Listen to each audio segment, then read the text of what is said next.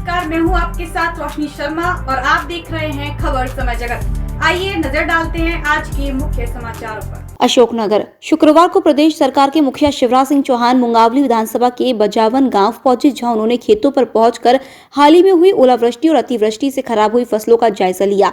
साथ ही किसानों से संवाद कर उनका दर्द भी जाना। इस दौरान बुजुर्ग किसान दंपत्ति मुख्यमंत्री के पैरों में गिर पड़े। बुजुर्ग महिला मुख्यमंत्री को अपना दर्द बता रो पड़ी। शिवराज ने बुजुर्ग महिला किसान को गले से लगा लिया। महिला की पीठ थपथपा कर बोले कि चिंता मत करो, यह संकट आया लेकिन संकट के पार निकाल के ले जाएंगे। पहली चीज, नुकसान का सर्वे हमारे सारे अधिकारी है। 18 तारीख तक सर्वे पूरा कर लिया जाएगा। सर्वे में कोई बेईमानी भी नहीं हो, मनमर्जी ना हो, ईमानदारी से हो, यह मैंने निर्देश दिए हैं। लेकिन केवल निर्देश नहीं, सर्वे की पूरी सूची पंचायत भवन में लगाई जाएगी, जिससे आम जनता देख सके। अगर किसी को आपत्ति हुई तो उसका खेत फिर से देखा जाएगा। मैं अफसरों से सीधा कह रहा हूं कि यह संकट की घड़ी है, किसान के लिए कोई चूक ना हो जाए। ईमानदारी से सर्वे करना, 1-2% मुआवजा देने के लिए लिखना पड़े तो लिख देना, लेकिन कम लिख दिया तो नौकरी करने के लायक नहीं रहने दूंगा। संकट की घड़ी में हम किसान के साथ खड़े हैं।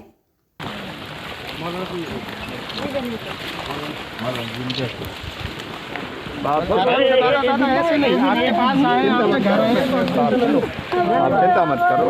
सर अच्छे से मिलो, चलो दूर हो जाओ थोड़े। अब मैं देख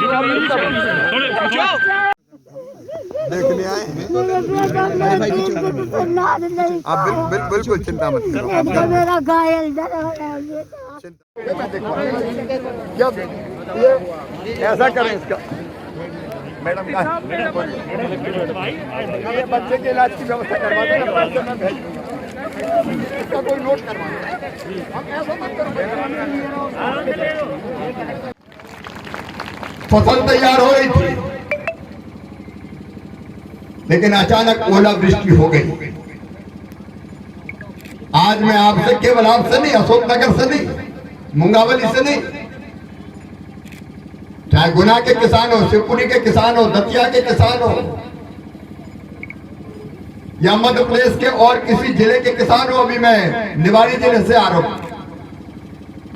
किसान भाइयों, तकलीफ है लेकिन चिंता मत करना। ये संकट आया है लेकिन संकट के पार निकाल के आपको ले जाएंगे, इस मुसीबत से निजात आपको दिलाएंगे।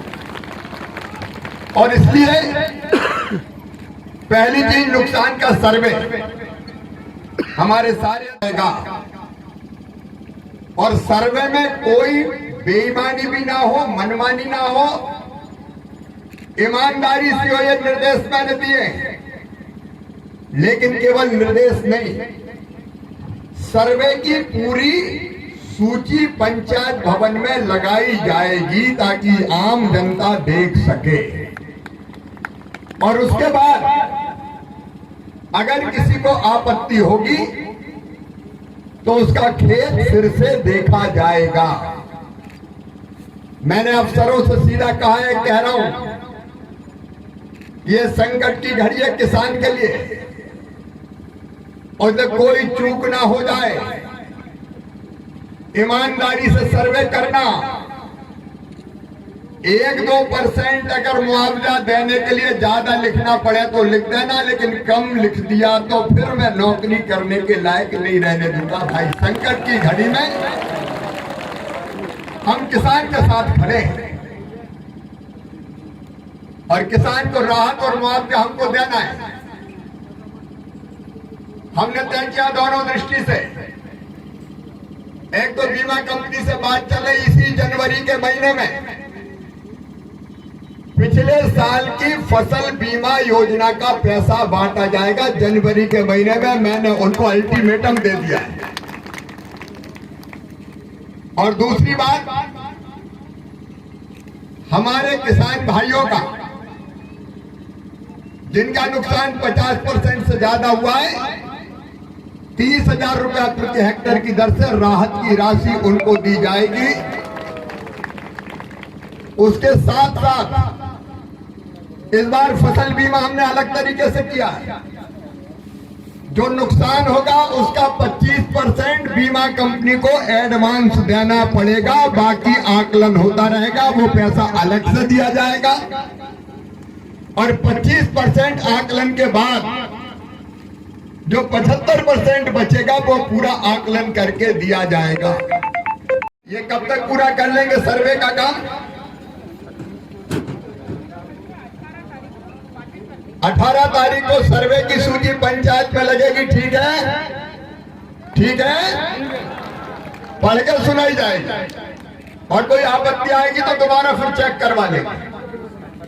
25 तारीख को फिर से सुनवाई होके और फिर पैसा डालना प्रारंभ कर दिया जाएगा।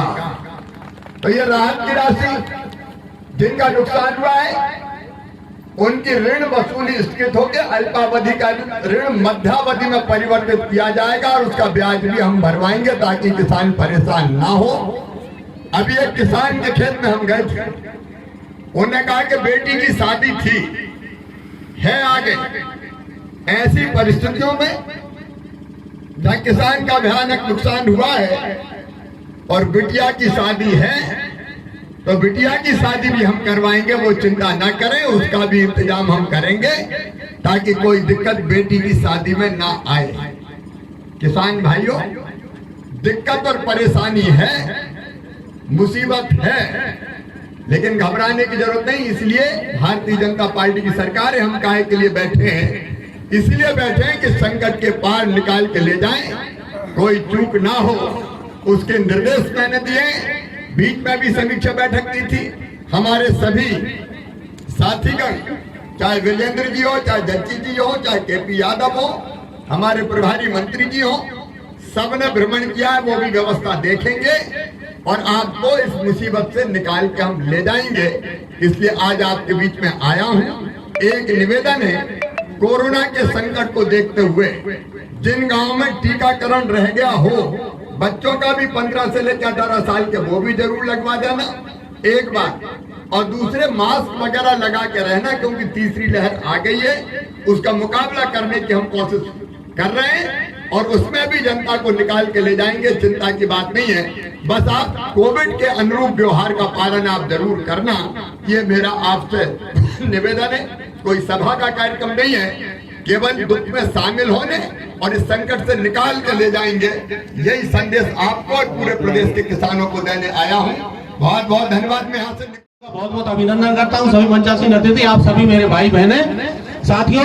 यहाँ की बात चूंकि भाई साहब ने देख लिया मुंगावली में, तो अब मेरा निवेदन, माननीय मुख्यमंत्री से निवेदन कर रहा हूँ। अशोकनगर में पिछले 3 दिन में मैं खुद 65 गांव घूम के आया हूँ और बहुत ज्यादा बर्बादी हुई है। मेरा आपसे संक्षिप्त में इतना निवेदन है कि वहाँ पे समुचित मुआवजा पूरे उनको मिले। दूसरा एक निवेदन और था कि बीमा 19-20 का नहीं आया भाई साहब, उसके लिए किसान हम लोग गाँव में जाते हैं, झगड़ा करते हैं हमसे, उसमें आप करा, उसमें कंपनी की गलती है, वो आप प्रयास करके कैसे दिलाएं। और क्योंकि पिछली बार सोयाबीन के सर्वे में कहीं गड़बड़ हुई थी तो हमें विरोध का सहन करना पड़ता है, लेकिन इस बार मेरा निवेदन है किसानों को पूर्ण रूप से संतोष, उनको भरपूर मुआवजा दिया जाए। भरपूर नुकसान हुआ है। इन्हीं शब्दों के साथ मैं पुणे। खबर समेत जगत के लिए अशोकनगर से संवाददाता विवेक शर्मा की रिपोर्ट।